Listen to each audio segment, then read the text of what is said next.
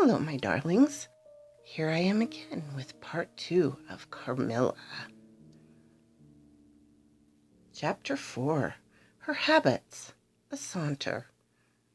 I told you that I was charmed with her in most particulars. There were some that did not please me so well. She was above the middle height of women. I shall begin to describe her. She was slender and wonderfully graceful, except that her movements were languid, very languid indeed. There was nothing in her appearance to indicate an invalid. Her complexion was rich and brilliant. Her features were small and beautifully formed. Her eyes, large, dark, and lustrous. Her hair was quite wonderful. I never saw hair so magnificently thick and long when it was down about her shoulders. I have often placed my hands under it and laughed with wonder at its weight. It was exquisitely fine and soft, and in color a very rich dark brown, with something of gold. I loved to let it down, tumbling with its own weight as, in her room, she lay back in her chair, talking in her sweet, low voice. I used to fold and braid it, and spread it out and play with it. Heavens, if I had but known all! I said there were particulars which did not please me. I have told you that her confidence won me the first night I saw her, but I found that she exercised with respect to herself, her mother, her history, everything in fact connected with her life, plans and people, an ever-wakeful reserve. I dare say I was unreasonable. Perhaps I was wrong. I dare say I ought to have respected the solemn injunction laid upon my father by the stately lady in black velvet. But curiosity is a restless and unscrupulous passion, and no girl can endure with patience that hers should be baffled by another. What harm could it do anyone to tell me what I so ardently desired to know? Had she no trust in my good sense or honor? Why would she not believe me when I assured her so solemnly that I would not divulge one syllable of what she had told me to any mortal breathing? There was a coldness, it seemed to me, beyond her years, in her smiling, melancholy, persistent refusal to afford me the least ray of light. I cannot say we quarreled upon this point, for she would not quarrel upon any. It was, of course, very unfair of me to press her, very ill-bred, but I could not help it. I might just as well have let it alone. What she did tell me amounted, in my unconscionable estimation, to nothing. It was all summed up in 3 very vague disclosures. First, her name was Carmilla. Second, her family was very ancient and noble. Third, her home lay in the direction of the west. She would not tell me the name of her family, nor their armorial bearings, nor the name of their estate, nor even that of the country they lived in. You are not to suppose I worried her incessantly on the subjects. I watched opportunity and rather insinuated than urged my inquiries. Once or twice, indeed, I did attack her more directly.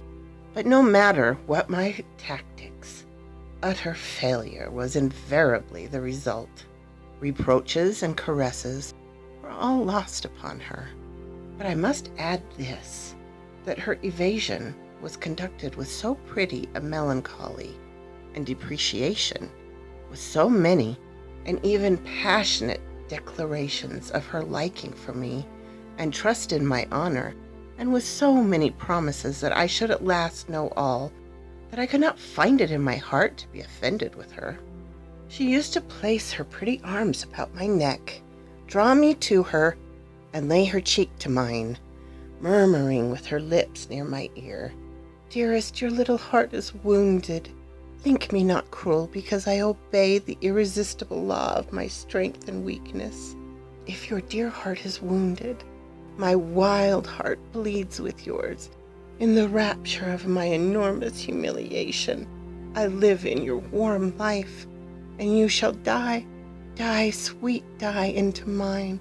I cannot help it as I draw near to you, You, in your turn, will draw near to others and learn the rapture of that cruelty, which yet is love.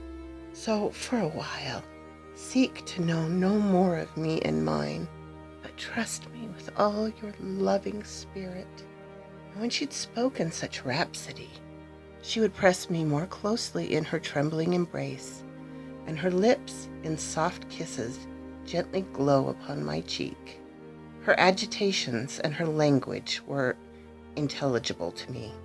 From these foolish embraces, which were not a very frequent occurrence, I must allow, I used to wish to extricate myself, but my energy seemed to fail me.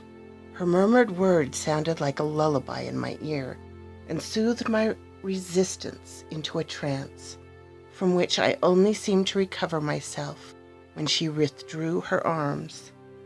In these mysterious moods I did not like her. I experienced a strange, tumultuous excitement that was pleasurable ever and anon, mingled with a vague sense of fear and disgust.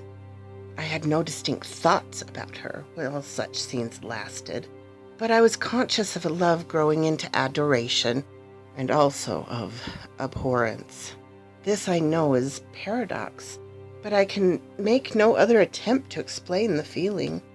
I now write, after an interval of more than 10 years, with a trembling hand and with a confused and horrible recollection of certain occurrences and situations in the ordeal through which I was unconsciously passing, though with a vivid and very sharp remembrance of the main current of my story.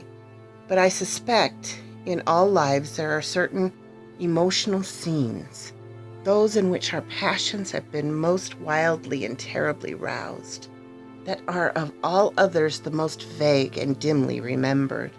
Sometimes, after an hour of apathy, my strange and beautiful companion would take my hand and hold it with a fond pleasure, renewed again and again, blushing softly, gazing in my face with languid and burning eyes, and breathing so fast that her dress rose and fell with the tumultuous respiration.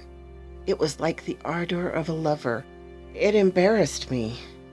It was hateful and yet overpowering, and with gloating eyes she drew me to her, and her hot lips traveled along my cheek in kisses, and she would whisper, almost in sobs, "You are mine. You shall be mine. You and I are one forever." Then she'd thrown herself back in her chair, with her small hands over her eyes, leaving me trembling. "Are we related?" I used to ask. "By what can you mean all this? I remind you perhaps of someone you love, but you must not. I hate it. I don't know you. I don't know myself when you look so and talk so." She used to sigh at my vehemence, then turn away and drop my hand. Respecting these very extraordinary manifestations, I strove in vain to form any satisfactory theory. I could not refer them to affection or trick. It was, unmistakably, the momentary breaking out of suppressed instinct and emotion. Was she, notwithstanding her mother's volunteered denial, subject to brief visitations of insanity, or was there a disguise and a romance? I had read in old storybooks of such things. What if a boyish lover had found his way into the house and sought to prosecute his suit in masquerade, with the assistance of a clever old adventuress? But there were many things against this hypothesis, highly interesting as it was to my vanity. I could boast of no little attentions, such as masculine gallantry delights to offer. Between these passionate moments there were long intervals of commonplace, of gaiety, of brooding melancholy, during which, except that I detected her eyes so full of melancholy fire, following me, at times I might have been as nothing to her. Except in these brief periods of mysterious excitement, her ways were girlish, and there was always a languor about her, quite incompatible with a masculine system in a state of health In some respects, her habits were odd, perhaps not so singular in the opinion of a town lady like you as they appear to us rustic people. She used to come down very late, generally not until 1 o'clock. She would then take a cup of chocolate, but eat nothing. Then we went out for a walk, which was a mere saunter, and she seemed almost immediately exhausted, and either returned to the schloss or sat on one of the benches that were placed here and there among the trees. This was a bodily languor in which her mind did not sympathize. She was always an animated talker, and very intelligent. She sometimes alluded for a moment to her own home, or mentioned an adventure or situation, or an early recollection which indicated a people of strange manners, and described customs of which we knew nothing. I gathered from these chance hints that her native country was much more remote than I had at first fancied. As we sat thus one afternoon under the tree, a funeral passed us by. It was that of a pretty young girl whom I had often seen, the daughter of one of the rangers of the forest. The poor man was walking behind the coffin of his darling. She was his only child, and he looked quite heartbroken. Peasants walking 2 and 2 came behind. They were singing a funeral hymn. I rose to mark my respect as they passed, and joined in the hymn they were very sweetly singing. My companion shook me a little roughly, and I turned surprise. She said brusquely, "Don't you perceive how discordant that is?" "I think it's very sweet, on the contrary," I answered, vexed at the interruption, and very uncomfortable lest the people who composed the little procession should observe and resent what was passing. I resumed, therefore, instantly, and was again interrupted. "You pierce my ears," said Carmilla, almost angrily, and stopping her ears with her tiny fingers. "Besides, how can you tell that your religion and mine are the same? Your forms wound me, and I hate funerals. What a fuss! Why, you must die. Everyone must die, and all are happier when they do. Come home." "My father has gone on with the clergyman to the churchyard. I thought you knew she was to be buried today." "She? I don't trouble my head about peasants. I don't know who she is," answered Carmilla, with a flash from her fine eyes. "She is the poor girl who fancied she saw a ghost a fortnight ago, and has been dying ever since, till yesterday when she expired." "Tell me nothing about ghosts. I shan't sleep tonight if you do." "I hope there is no plague or fever coming. All this looks very like it," I continued. "The swineherd's young wife died only a week ago, and she thought something seized her by the throat as she lay in her bed, and nearly strangled her. Papa says such horrible fancies do accompany some forms of fever. She was quite well the day before. She sank afterwards and died before a week." "Well, her funeral is over, I hope, and her hymn sung, and our ears shan't be tortured by that discordant jargon. It has made me nervous. Sit down here beside me. Sit close. Hold my hand. Press it hard. Harder." We had moved back a little, and had come to another seat.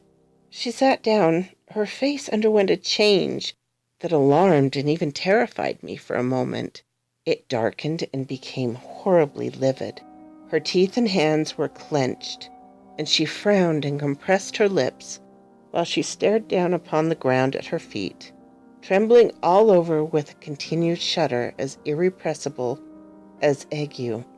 All her energies seemed strained to suppress a fit, with which she was then breathlessly tugging, and at length a low convulsive cry of suffering broke from her, and gradually the hysteria subsided.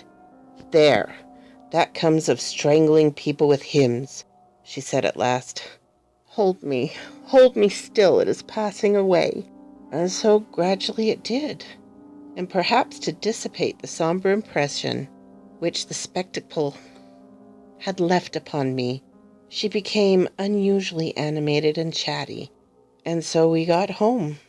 This was the first time I'd seen her exhibit any definable symptoms of that delicacy of health which her mother had spoken of.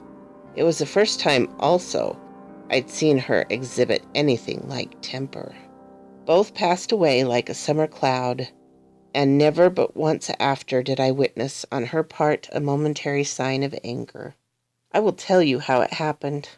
She and I were looking out of one of the long drawing-room windows, when there entered the courtyard, over a drawbridge, the figure of a wanderer whom I knew very well. He used to visit the Schloss, generally twice a year. It was the figure of a hunchback, with the sharp, lean features that generally accompanied deformity. He wore a pointed black beard, and he was smiling from ear to ear, showing his white fangs. He was dressed in buff, black and scarlet, and crossed with more straps and belts than I could count, from which hung all manner of things. Behind, he carried a magic lantern and 2 boxes, which I knew well, in one of which was a salamander, and in the other a mandrake. These monsters used to make my father laugh. They were compounded of parts of monkeys, parrots, squirrels, fish, and hedgehogs, dried and stitched together with great neatness and startling effect. He had a fiddle, a box of conjuring apparatus, a pair of foils and masks attached to his belt. Several other mysterious cases dangled about him, and a black staff with copper ferrules in his hand. His companion was a rough, spare dog that followed at his heels, but stopped short suspiciously at the drawbridge, and in a little while began to howl dismally. In the meantime, the mountebank, standing in the middle of the courtyard, raised his grotesque hat and made us a very ceremonious bow, paying his compliments very volubly in execrable French and German not much better. Then, disengaging his fiddle, he began to scrape a lively air to which he sang with a merry discord, dancing with ludicrous airs and activity that made me laugh in spite of the dog's howling. Then he advanced to the window with many smiles and salutations, and his hat in his left hand, his fiddle under his arm, and with a fluency that never took breath, he gabbled a long advertisement of all his accomplishments, and the resources of various arts which he placed at our service, and the curiosities and entertainments which it was in his power at our bidding to display. "Will your ladyships be pleased to buy an amulet against Umpire, which is going like the wolf, I hear, through these woods?" he said, dropping his hat on the pavement.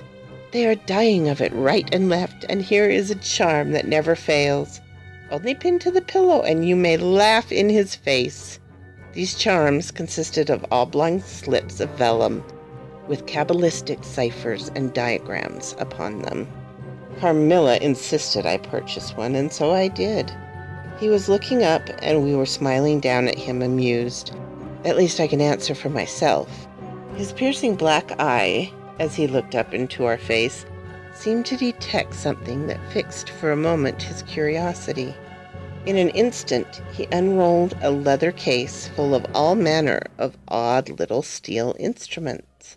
"See here, my lady," he said, displaying it and addressing me. "I profess, among other things less useful, the art of dentistry." "Plague take the dog!" he interpolated. "Silence, beast! He howls so that your ladyships can scarcely hear a word.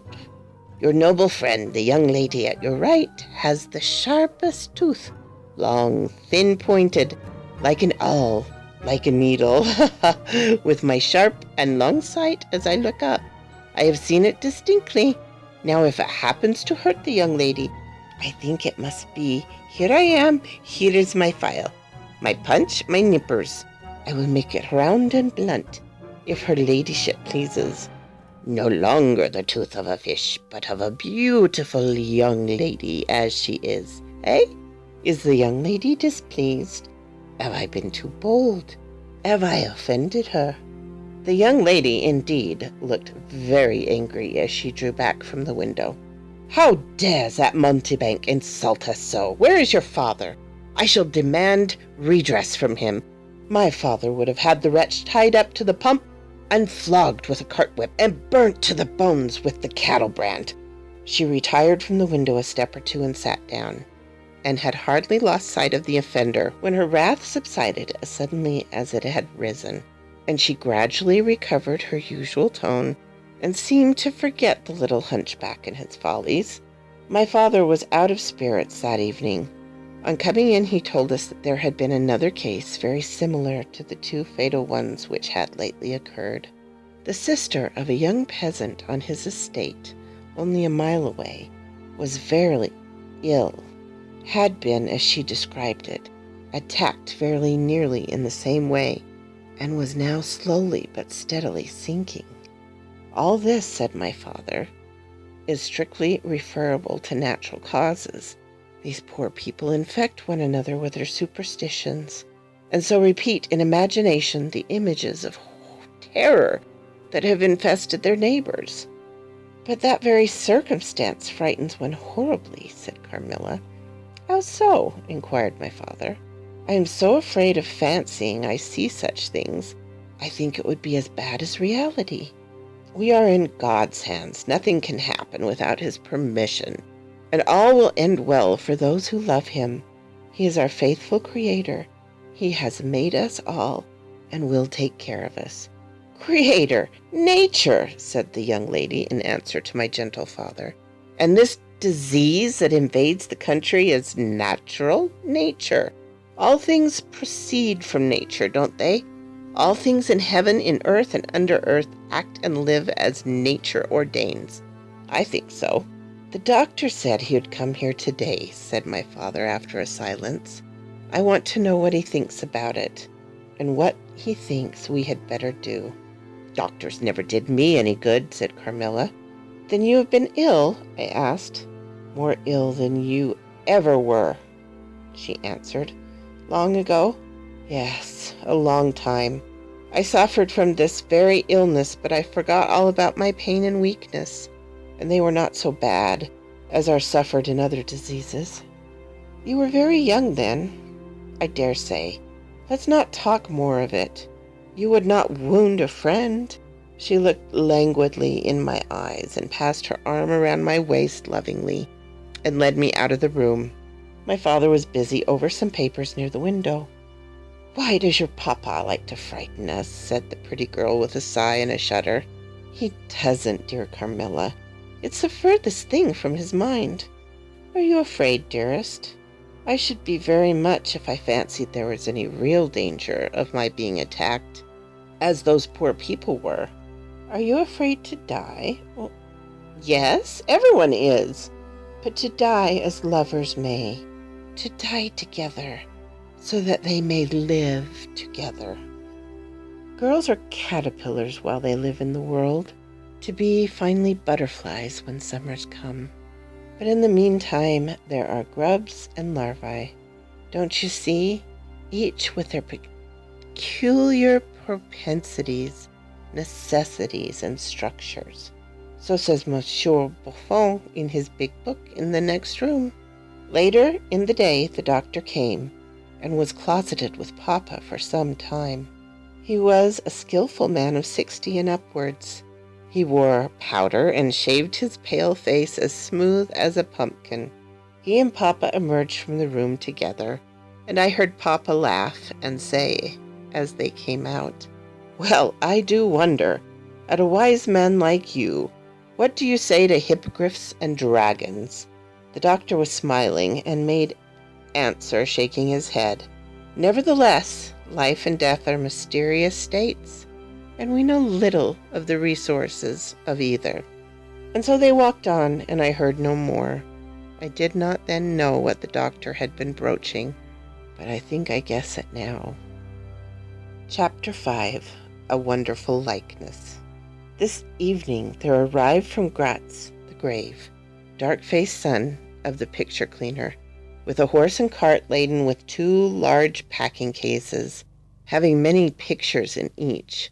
It was a journey of 10 leagues, and whatever messenger arrived at the Schloss from our little capital of Gratz, we used to crowd about him in the hall to hear the news. This arrival created in our secluded quarters quite a sensation. The cases remained in the hall, and the messenger was taken charge of by the servants till he had eaten his supper.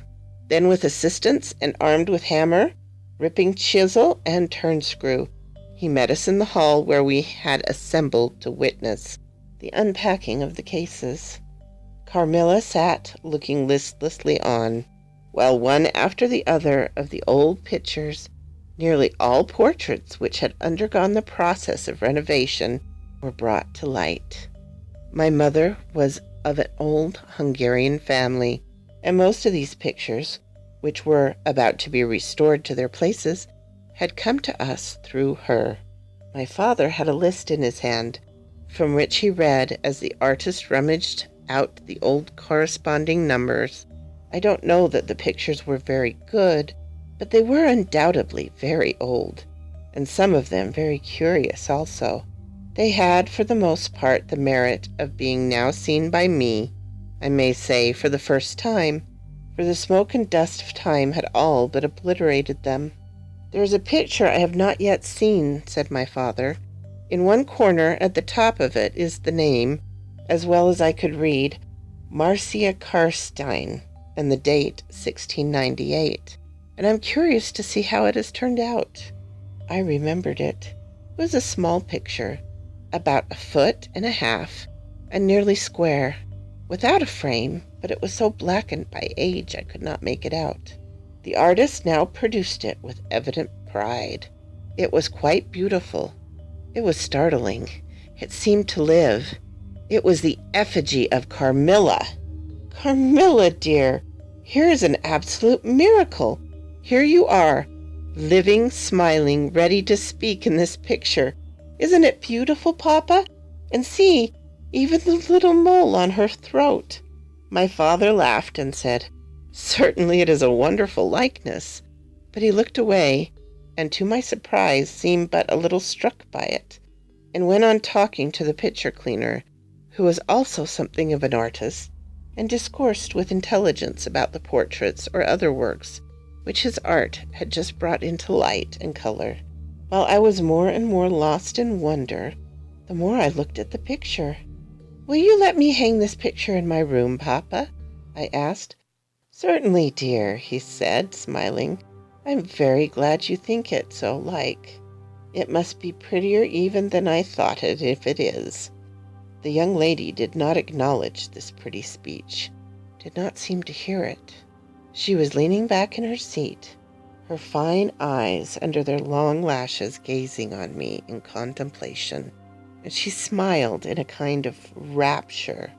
"And now you can read quite plainly the name that is written in the corner. It's not Marcia. It looks as if it was done in gold. The name is Mircalla, Countess Karnstein, and this is a little coronet over and underneath, A.D. 1698. I am descended from the Karnsteins. That is, my mamma was." "Ah," said the lady languidly, "so am I think. A very long descent, very ancient. Are there any Karnsteins living now?" "None who bear the name, I believe. The family was ruined, I believe, in some civil war long ago, but the ruins of the castle are only about 3 miles away." "How interesting," she said languidly. "But see what beautiful moonlight." She glanced through the hall door, which stood a little open. "Suppose you take me a little ramble round the court and look down the road at the river." "It is so like the night you came to us," I said. She sighed, smiling. She rose, and each with her arm about the other's waist, we walked out upon the pavement. In silence, slowly we walked down the drawbridge, where the beautiful landscape opened before us. "And so you were thinking of the night I came here?" she almost whispered. "Are you glad I came?" "Delighted, dear Carmilla," I answered. "And you asked for the picture you think like me to hang in your room?" She murmured with a sigh as she drew her arm closer about my waist. and let her pretty head sink upon my shoulder. "How romantic you are, Carmilla," I said. "Whenever you tell me your story, it will be made up chiefly of someone great romance." She kissed me silently. "I'm sure, Carmilla, you have been in love, that there is at this moment an affair of the heart going on."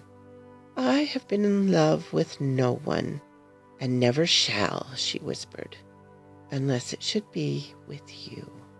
How beautiful she looked in the moonlight, shy and strange, with the look with which she quickly hid her face in my neck and hair, with tumultuous sighs that seemed almost to sob, and pressed in mine a hand that trembled.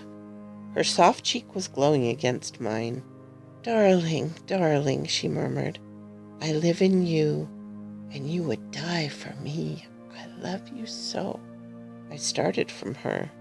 She was gazing on me with eyes from which all fire, all meaning had flown, and a face colorless and apathetic.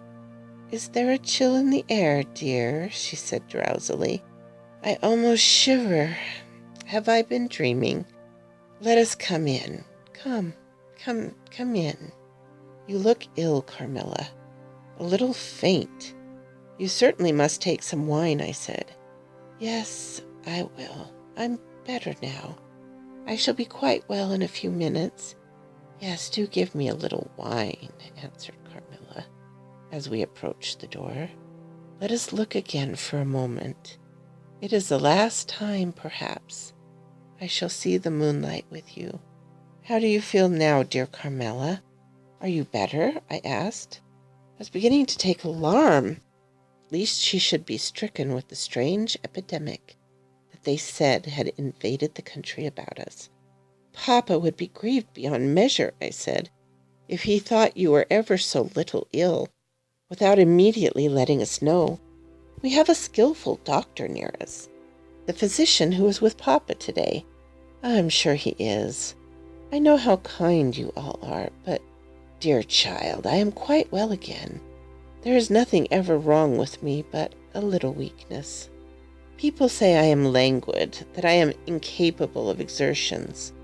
I can scarcely walk as far as a child of 3 years old, and every now and then the little strength I have falters, and I become, as you have just seen me. But after all, I am very easily set up against. In a moment I am perfectly myself. See now how I have recovered." So indeed she had, and she and I talked a great deal, and very animated she was, and the remainder of that evening passed without any recurrence of what I called her infatuations. I mean her crazy talk and looks, which embarrassed and even frightened me. But there occurred that night an event which gave my thoughts quite a new turn, and seemed to startle even Carmilla's languid nature into momentary energy. Chapter 6. A Very Strange Agony. When we got into the drawing room and had sat down to our coffee and chocolate, although Carmilla did not take any, she seemed quite herself again, and Madame and Mademoiselle de La Fontaine joined us, and made a little card party, in the course of which Papa came in for what he called his dish of tea. When the game was over, he sat down beside Carmilla on the sofa, and asked her a little anxiously whether she had heard from her mother since her arrival. She answered, "No." Then he asked whether she knew where a letter would reach her at present. "I cannot tell," she answered ambiguously, "but I have been thinking of leaving you. You have already been too hospitable and too kind to me. I have given you an infinity of trouble, and I should wish to take a carriage tomorrow and post in pursuit of her. I know where I shall ultimately find her, although I dare not tell you." "But you must not dream of such a thing," exclaimed my father, to my great relief. "We can't afford to lose you so, And I won't consent to your leaving us, except under the care of your mother, who was so good as to consent your remaining with us till she should herself return. I should be quite happy if I knew that you'd heard from her, but this evening the accounts of the progress of the mysterious disease that has invaded our neighborhood, growing ever more alarming, and to my beautiful guest I do feel the responsibility, unaided by advice from your mother very much. But I shall do my best, and one thing is certain, that you must not think of leaving us without her distinct direction to that effect. We should suffer too much in parting from you to consent to it easily. Thank you, sir, 1,000 times for your hospitality, she answered, smiling bashfully. You have all been too kind to me. I have seldom been so happy in all my life before as in your beautiful chateau, under your care and in the society of your dear daughter. So he gallantly, in his old-fashioned way, kissed her hand, smiling and pleased at her little speech. I accompanied Carmilla as usual to her room and sat and chatted with her while she was preparing for bed. Do you think, I said at length, that you will ever confide fully in me? She turned round smiling, but made no answer, only continued to smile on me. You won't answer that, I said. You can't answer pleasantly. I ought not to have asked you. You were quite right to ask me that, or anything. You do not know how dear you are to me, or you could not think any confidence too great to look for. But I am under vows, no none half so awfully, and I dare not tell my story yet, even to you. The time is very near when you shall know everything. You will think me cruel, very selfish, but love is always selfish. The more ardent, the more selfish. How jealous I am you cannot know. You must come with me, loving me to death, or else hate me and still come with me, and hating me through death and after. There is no such word as indifference in my apathetic nature. Now, Carmilla, you're going to talk your wild nonsense again, I said hastily. Not I, silly little fool, as I am, and full of women fancies. For your sake, I'll talk like a sage. Were you ever at a ball? No. How you do run on. What is it like? How charming it must be. I almost forgot. It is years ago. I laughed. You are not so old. Your first ball can hardly be forgotten yet. I remember everything about it, with an effort. I see it all, as divers see what is going on above them, through a medium, dense rippling, but transparent. There occurred that night what has confused the picture and made its colors faint. I was all but assassinated in my bed, wounded here. She touched her breast, and never was the same since. Were you dying? Yes, very a cruel love, strange love, that would have taken my life. Love will have its sacrifices. No sacrifice without blood. Let us go to sleep now. I feel so lazy. How can I get up just now and lock my door? She was lying with her tiny hands buried in her rich, wavy hair, under her cheek, her little head upon the pillow, and her glittering eyes followed me wherever I moved, with a kind of shy smile that I could not decipher.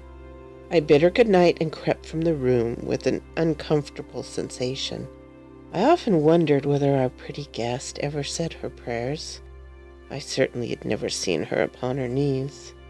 In the morning she never came down until long after our family prayers were over, and at night she never left the drawing-room to attend our brief evening prayers in the hall. If it had not been that it had casually come out in one of our careless talks that she had been baptized, I should doubted her being a Christian. Religion was a subject on which I have never heard her speak a word. If I had known the world better, this particular neglect or antipathy would not have surprised me. The precautions of nervous people are infectious, and persons of a like temperament are pretty sure, after a time, to imitate them. I had adopted Carmilla's habit of locking her bedroom door, having taken into my head all her whimsical alarms about midnight invaders and prowling assassins. I had also adopted her precaution of making a brief search through her room to satisfy herself that no lurking assassin or robber was ensconced. These wise measures taken, I got into my bed and fell asleep. A light was burning in my room. This was an old habit of very early days, which nothing could have tempted me to dispense with. Thus fortified, I might take my rest in peace. But dreams come through stone walls, light up dark rooms or darken light ones, and their persons make their exits and their entrances as they please, and laugh at locksmiths. I had a dream that night that was the beginning of a very strange agony. I cannot call it a nightmare, for I was quite conscious of being asleep, but I was equally conscious of being in my room and lying in my bed precisely as I actually was. I saw, or fancied I saw, the room and its furniture just as I had last seen it, except that it was very dark, and I saw something moving around the foot of the bed, which at first I could not accurately distinguish. But I soon saw that it was a sooty black animal that resembled a monstrous cat. It appeared to me about 4 or 5 feet long, for it measured fully the length of the hearthrug as it passed over it, and it continued toing and froing with the lithe, sinister restlessness of a beast in a cage. I could not cry out, although, as you may suppose, I was terrified. Its pace was growing faster, and the room rapidly darker and darker. I could not cry out, although, as you may suppose, I was terrified.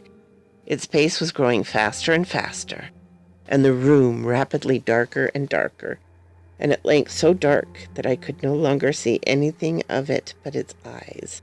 I felt it spring lightly on the bed. The 2 broad eyes approached my face, and suddenly I felt a stinging pain, as if 2 large needles darted an inch or 2 apart, deep into my breast. I waked with a scream. The room was lighted by the candle that burnt there all through the night, and I saw a female figure standing at the foot of the bed, a little at the right side. It was in a dark, loose dress, and its hair was down and covered its shoulders. A block of stone could not have been more still. There was not the slightest stir of respiration. As I stared at it, the figure appeared to have changed its place, and was now nearer the door. Then close to it, the door opened, and it passed out. I was now relieved and able to breathe and move. My first thought was that Carmilla had been playing me a trick, and that I had forgotten to secure my door. I hastened to it and found it locked as usual on the inside. I was afraid to open it. I was horrified. I sprang into my bed and covered my head in the bedclothes, and lay there, more dead than alive, till morning. There's part 2 of Carmilla for you, my darlings. I hope you've enjoyed it. There is more to come in this tale, though we start to see the dark side of this damsel in distress. So quoth this raven.